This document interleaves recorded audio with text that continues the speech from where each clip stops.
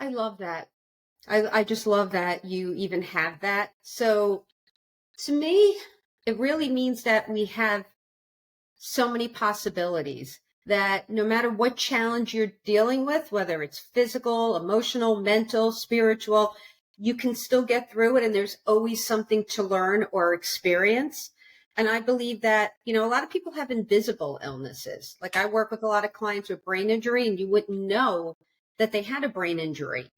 Hello, everyone. Welcome to the Infinite Ability Podcast. I am your host, Nick Yerhart, and we are here to encourage each other to find our own unique abilities. Let's go. This episode of the Infinite Abilities Podcast is brought to you by the one and only Infinite Toolbox, where just like all other toolboxes, we will get the job done, guaranteed.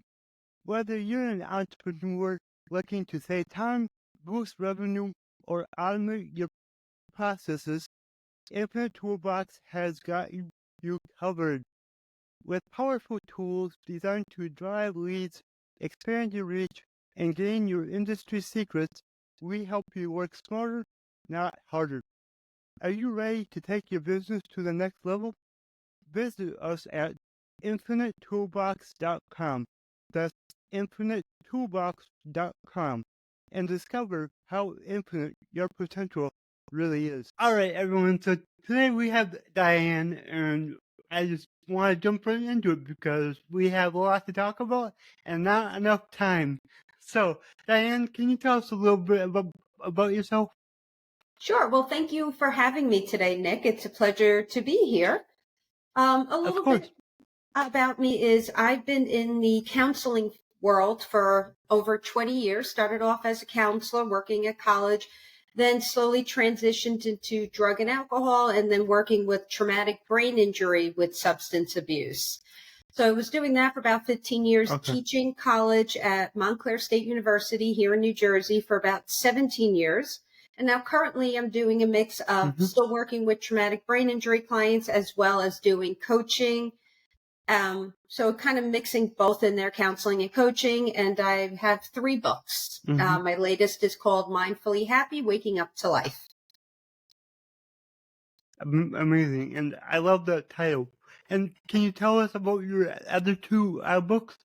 Sure. The first one was called Baby Steps, The Path from Motherhood to Career, for moms who are re-entering the workforce and making that decision if they want to go back to work and what that would look like. My second book is called Creating Balance and Finding Happiness. And that was really about the science behind happiness, what makes us happy, resilient, optimistic. And then my third book went into that more and added in mindfulness because they're both really important. To be happy and healthy, we want to reduce our stress, and mindfulness is one of the best ways to naturally reduce our stress and how to remain happy and optimistic in today's world with the current environment with so much going on. Yep, exactly. And when you talk about mindfulness, can you explain to the audience a few ways that they can do that themselves? Sure. So mindfulness is the ability to be awake and aware of what's going on around you, what's going on in your space, in the environment, what you see, hear, smell. It's also being aware of what's ruminating in your brain, what thoughts you're having, what you're feeling, but without judgment. And it also brings you into the present moment, which is really important because when we're stressed, anxious, angry, fearful, all those negative emotions, we're either in the past, thinking about what we should have done, what we could have done, all our regrets, or we're in the future having that anticipatory anxiety, worrying about what could happen. So when we can get back into the moment, we can be our calmest, we can reduce our stress, and we're also more productive and creative. So mindfulness really should be a part of everybody's routine. So there's a few different ways you can do it. I agree. So thinking about mindfulness, most people will think of like taking a yoga class or meditation, and those are great. Those are all intentional practices of being mindful. But if you don't like any of those, if you're not into yoga, or I always hear from clients, I can't meditate, even though I just want to say there is no right or wrong with meditation. So if you want to try a meditation, The best way to do it is guided meditations, where you put in some headphones and you can listen That's to. what I do. Is it what you do, right? You can either listen to a meditation that's just music. There's meditative music. You can listen to one that someone is speaking to you and speaking you through it, or you can listen to nature sounds. So just listening to like a thunderstorm, the beach, waterfall, that can relax you as well. So if you want to try, and I'm with you, Nick, I do a lot of guided meditations. I love them.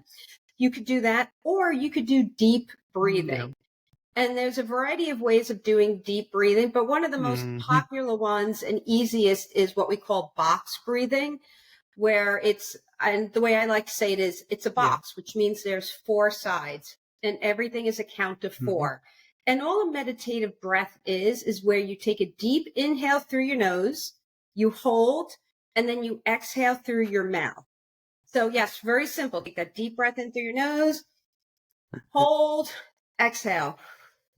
But with box breathing, you do everything for a count of 4. So you inhale through your nose for a count of 4, you hold for a count of 4, you exhale for a count of 4, and then you just take a quick pause for a count of 4 and then repeat. And the good news is if you do this for a few minutes, you'll start reducing the physical symptoms of stress, what we hold on our body, and it starts calming us. And if you could just do that again, 2-3 minutes, you'll feel a difference. It makes such a huge difference. And if you're in a safe environment, you can close your eyes and that will add to the relaxation. So you have deep breathing, you have meditations, you have yoga. One of the best ways scientifically to get mindfulness is just going for a walk. So you can take a walk, and if you can get outside and do it in nature, that helps. But let's say you don't want to walk, any type of exercise. So even chair yoga. So if you don't want to do regular yoga and you want to sit in your chair, you can do that. Pickleball seems to be the new craze, to lifting weights, but whatever you want to do, all exercise actually is really important, because we call our body the pain body, because as we said, we hold those emotions on our body. And the only way through that is movement. So even stretching is a great form of mindfulness. And then another one that a lot of my clients love is journal writing. And what I tell my clients to do is a routine that they write every morning, or you could do evening, but writing in the morning is a great way to release whatever you're holding on to and start your day fresh. But you just want to write out whatever you're thinking and feeling. It's called a free write. So you don't spell check it. There's no grammar check. There's no analyzing it. It's just writing out whatever you feel. And as you're writing it out, when you're done, you have a release. It releases whatever you are holding on to, which is important because we could have all those negative emotions ruminating in our brain. Or if you'd like to, when you're done, you can keep it as a journal or a diary where you look back and you see your patterns, see how far you've come, use it as an awareness tool. Or I have a client who works from home and she takes it and puts it through the paper shredder like she's releasing the negativity for the day. But however you want to do it, journal writing is really important. Yeah, you get to release it. Some people put it in the fireplace, the fire pit, but you can just, rip it up, just getting rid of the negativity. So those are a few ways to be mindful, but just there's so many ways and you got to pick and choose what works best for you. And you could do something different every day, but adding mindfulness into your routine is so important because it naturally adds that de-stressing into your day and gives you little breaks where you're back in the moment. Yeah, exactly. And it really does. I have my morning routine, and, one of the things on that routine is to meditate. And, like I said, I like to do guided meditation. And most of my guided meditations that I do have breath work tied into them. So it's really awesome that you talked about both, because I do both every morning. And when it comes to box breathing, I do that throughout the day. When I'm feeling anxious or tired or anything, like, I'll just stop and I do a round of 6. So I box breathe 6 times, and that's all I need, and I'm good to go again. So yeah, I'm with you. It is extremely important and extremely helpful.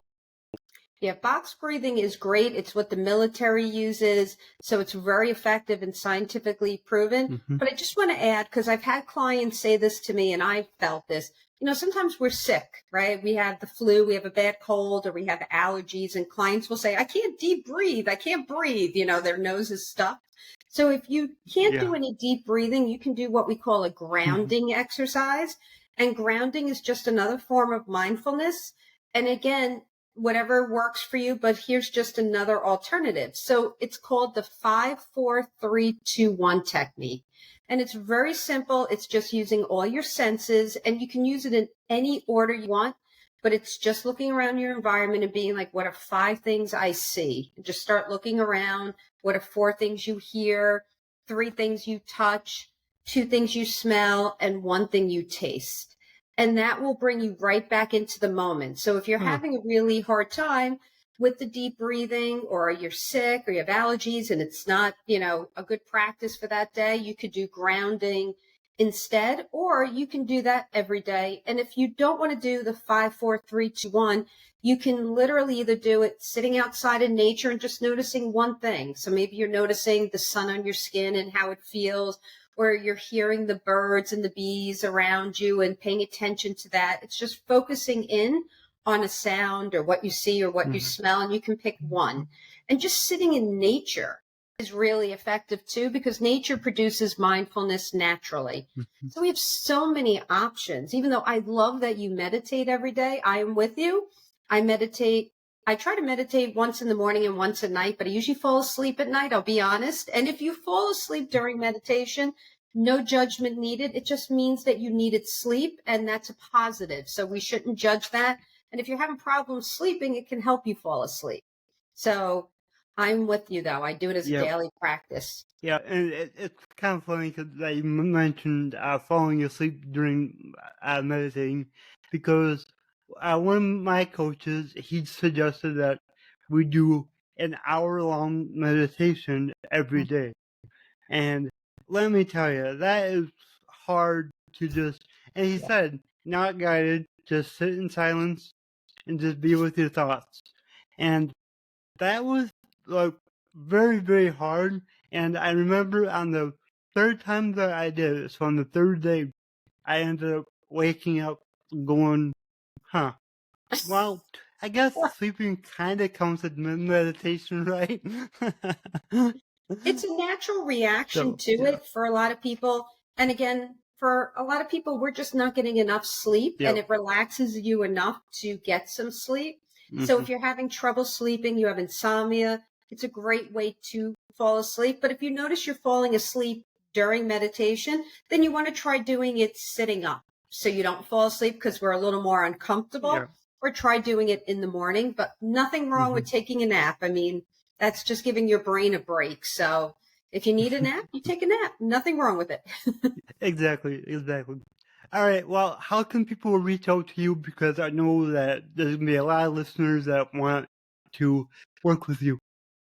So you can go to my website, which is just dianelang.org, or you can reach out to me at diane@dianelang.org. And my email is on my website as well. So come and visit me there. And if you sign up, you could be part of my free weekly newsletter, which just gives out different tips each week on living your best life. Awesome. Thank you. And thank you for all of your valuable insights today. It was extremely helpful.